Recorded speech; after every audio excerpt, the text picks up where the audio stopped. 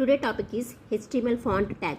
This tag is used to specify size, color and type of the font, type of the text on HTML page. HTML page లో text యొక్క size colour and టైప్ని specify చేయడానికి font ట్యాగ్ని use చేస్తారు. This tag is used in many ways as per requirement.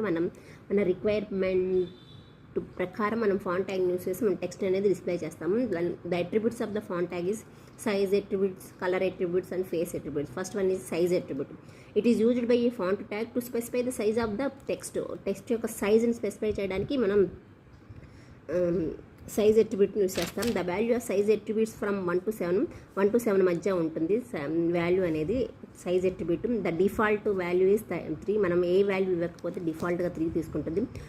Syntax font size equal to value. ఇక్కడ value ఏమి ఇవ్వకపోతే ఏం తీసుకుంటుంది, 3 తీసుకుంటుంది. And the next one is colour attributes. It is used. Colour attribute ఎందుకు use చేస్తారు,